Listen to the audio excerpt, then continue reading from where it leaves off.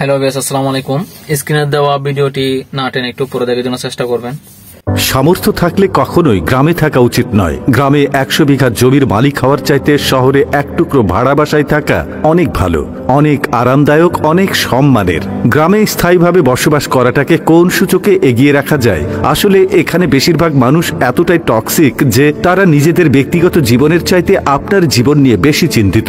আপনার চুল বড় কেন, অনার্সে পড়া সত্ত্বেও মেয়ের বিয়ে দেয় না কেন, 25 বছর বয়সে আপনি বেকার কেন, আপনার কোনো ব্যাচমেট বা আপনার সমবয়সী কেউ যদি বিদেশে গিয়ে লাখ লাখ টাকা কামায় তাহলে আপনি এখনো পড়াশোনা করছেন কেন? এসব আজগুবি বিষয় নিয়ে তাদের অনেক টেনশন। গ্রামের সব থেকে বোকা মানুষটাও শহরের মানুষকে এক হাটে 3 বার বিক্রি করতে পারবে। সামান্য জমি জমা নিয়ে যে কূটনৈতিক খেলা চলে গ্রামের মুরব্বীদের মাথায়, তা আন্তর্জাতিক কূটনীতিকদের মাথায়ও খেলবে না। আপনি পুকুরে যত্ন সহকারে মাছ চাষ করবেন, একদিন ঘুম থেকে উঠে দেখবেন সব মাছ পড়ে ভেসে আছে। আপনি কিছু নতুন ফুল ফলের গাছ রোপণ করবেন, সকালে দেখবেন গাছের গোড়া থেকে ভেঙে রাখা হয়েছে। এমনকি আপনার বোনের কিংবা মেয়ের বিয়ে ঠিক করবেন, সহজ সরল কেউ একজন নিজে সিএনজি ভাড়া করে যে পরপক্ষের কাছে দুর্নাম করে বিয়ে ভেঙে দেবে। মাঝে মধ্যে তারা এমন কিছু বিষয় নিয়েও চিন্তিত হয় যেসব বিষয় নিয়ে আপনার ফ্যামিলি মাথায় ঘামায় না। গ্রামের টক্সিসিটির আরো একটি বিরাট পার্ট হচ্ছে ঝগড়া। আপনি এমন কোনো বাড়ি খুঁজে পাবেন না যেখানে জায়গা জমি নিয়ে বিবাদ বা বিরোধ নেই। প্রত্যক্ষ এবং পরোক্ষভাবে এই ফ্যামিলি সেই ফ্যামিলি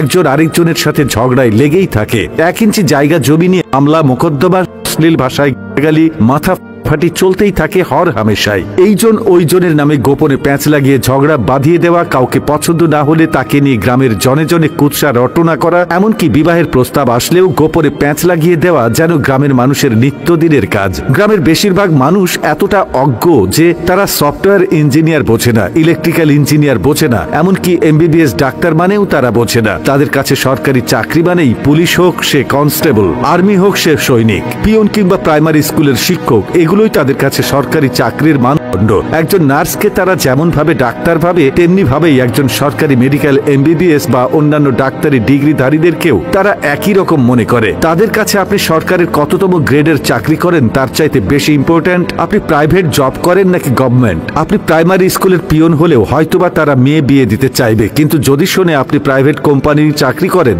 সে চাকরি যতই ভালো হোক তারা আমতা আমতা করবেই। তাদের কাছে আপনার উচ্চশিক্ষা গ্রহণের চাইতে আপনার যে বন্ধু এসএসসি পরীক্ষার পরে সৈনিক, কনস্টেবল কিংবা বিদেশের লেবারে কাজ করতে গিয়েছে তাদের দাম অনেক বেশি। আর টক্সিসিটির সবচেয়ে বিরক্তিকর আরেকটা পার্ট হচ্ছে গ্রামের চায়ের দোকানগুলো। প্রতিটি চায়ের দোকানে চায়ের কাপের চুমুকেই উঠে বোধ দিয়ে, যেখানে কার বউয়ের বাচ্চা হচ্ছে না, কার বউ কার সাথে কথা বলেছে, কার ছেলে মেয়ের বিবাহ হচ্ছে না, সেসব থেকে শুরু করে রাজনীতি, অর্থনীতি, খেলাধুলা কোনোটারই গবেষণা বাকি থাকে না, যার অধিকাংশই আবার গুজব। গ্রামের মানুষ যে কি চিজ, পরনে লুঙ্গি আর আলাভোলা একখান হাসি দেখে কাউকে সহজ সরল ভাববেন না। তামান দুনিয়াটা মেলা ক্রিটিক্যাল ডিপ ফোকাস না করলে টেরই পাবেন না। এত সবের মাঝেও আপনার গ্রামে কিছু শুভাকাঙ্ক্ষী থাকে যারা আপনাকে বোঝার চেষ্টা করে, যারা অন্যের জীবন নিয়ে এতটা আগ্রহী বা উৎসাহী নয়। তারা মানে যে উচ্চশিক্ষা গ্রহণের চাইতে বিদেশ চলে যাওয়া কিংবা কোনো কাজে লেগে পড়া কখনো বেটার অপশন নয়। যারা কিনা চায়ের কাপে মিথ্যা গুজবের ধোঁয়া ওঠায় না, তাদেরকে স্যালুট। তারা